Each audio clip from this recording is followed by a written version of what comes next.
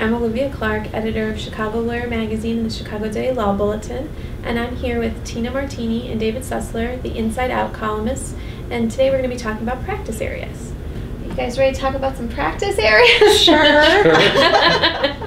So my question for you is, how did you pick the area you were going to focus on in your careers? And I know we've talked a little bit about this in the past, what led you to that, but I mean, just, when you're faced with all these different ways you could go with your career, how do you make that choice? Well, my choice was kind of driven by what I decided to do after law school, which was to go to a big law firm. And I had gone to law school figuring I'd be a patent lawyer because I have an engineering background. During law school, I had a couple of work experiences where I realized there's a lot more out there than just patent law. And I'd actually joined my firm to do real estate and environmental work. And at the time I graduated law school, it wasn't really a great time to be a real estate lawyer because we were in a recession. So the upshot is that I ended up in intellectual property and made that transfer over during the second year of my practice, because it was really a burgeoning area at that point. And I did some work in that area and really enjoyed it. So I think, for me, it was an interest that I had in a particular subject area, finding a firm that I liked, having that possibility of working in that area because that was an area that the firm had. So I think that, to answer your question, it was because I chose a large law firm that I didn't become a generalist, because when you join a large law firm, more often than not, you are slated to a particular practice area. For me, I grew up wanting to be a plaintiff's personal injury lawyer. That was my choice. And then I became one and realized I didn't want to continue doing that. So when I first went in-house, that was kind of, the choice was, it's either going to be that or I'm not going to practice law anymore. But I didn't know what I was getting myself into, because I didn't know what it meant. But once I got in-house, so in some respects I fell into it. I got lucky. I got into a position where I was an in-house generalist because I was defining the position and I was training myself what to do and learning on the job what does it mean to be an in-house counsel. So as I started to learn it over the years, I was at my first company, learned what the possibilities were, and realized I really enjoy this. So then, that company went out of business. I got a job because I needed a job, which wasn't ideal, but it taught me skills that I could fill in that I didn't have before. The current company I work for, I chose deliberately based on the job description because it matched exactly the in-house generalist type of job I could do. It was in manufacturing, which I liked, and it let me cover a broad range of topics that change on a daily, sometimes hourly basis. And so it's kind of luck, and this job a little bit of choice. So based on both of your experiences, what advice do you have for new lawyers or law students? They often pose the question, should they hit the ground running with a specialization, or should they test different areas? What advice do you have for them?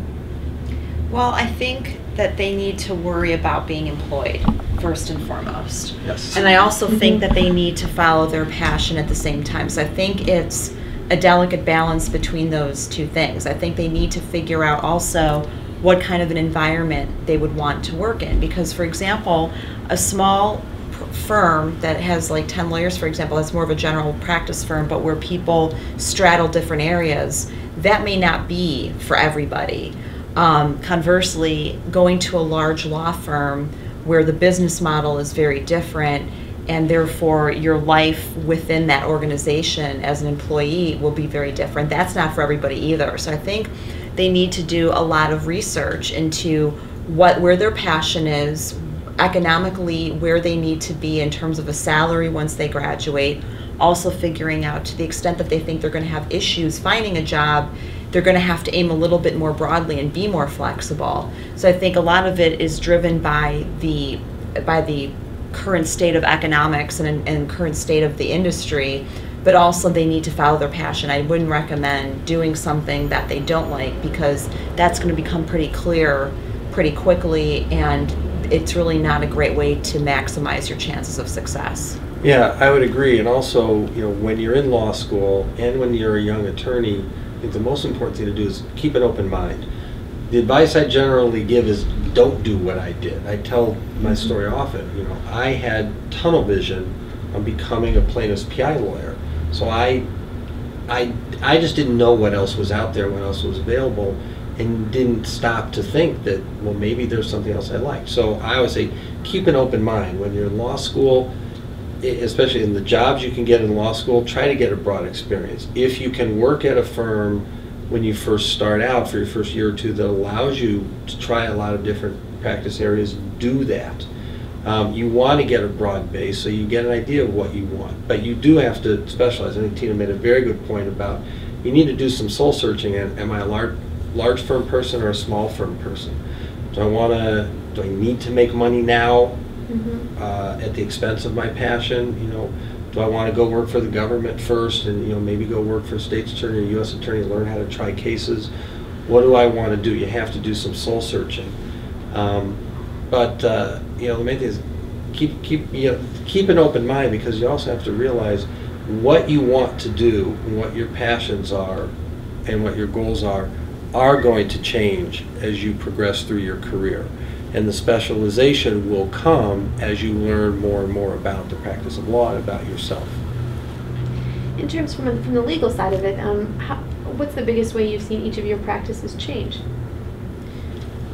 I think that my practice, in some ways, has gotten a little bit more specialized, and I think it's just because when I was a more junior associate, and even getting into the senior associate stage, I think that I was still working with a lot of different people, doing a lot of different things, and a lot of times they were within the IP area, but I had the experience of having worked with different people who each kind of brought different skills to the table. I mean, now I have my own practice, and so I think in many ways I have a very general skill set, or as general as you can get within a large law firm, but at the same time, I focus now more on servicing my clients versus servicing other people's clients, which I do quite a bit too. I mean, I collaborate a lot with other people in my firm, so it's not just about working with my clients, but I think that as you get more senior, you get more expensive. And so clients don't necessarily want to pay your rates unless you're truly very experienced in that area. And I think, again, it's just a product of having been at a large law firm my whole career. I mean, my practice, there's kind of two changes. One, the first half of my career, 12 years I was in private practice, I was doing personal injury litigation. Then 13 years ago I went in-house, and that was a complete 180 in my career to become an in-house generalist. Now, what I've learned over the years is, one, I consider being an in-house generalist is, in essence, a specialty type of practice in its own right, and it's certainly not for everybody. But my practice has changed partly I've had 3 different in-house jobs, and they were three different size companies. 2 of them were manufacturing. Now I work for the largest company I've worked for. I'm from a department of 1 at my first 2 companies to a department of 2 lawyers now. But the substantive areas that I tend to take up more of my time than others, that's just a real it's a real roller coaster. It changes, and each year kind of has a theme of 2 or 3 predominating substantive areas. And then just last thing, similar to Tina, I think as you gain more experience, I still substantive service provider, but there's a lot more advice giving because you have much more knowledge and experience in order to give more specialized advice. Okay. Well, thank you both very much. Thank you. Thanks.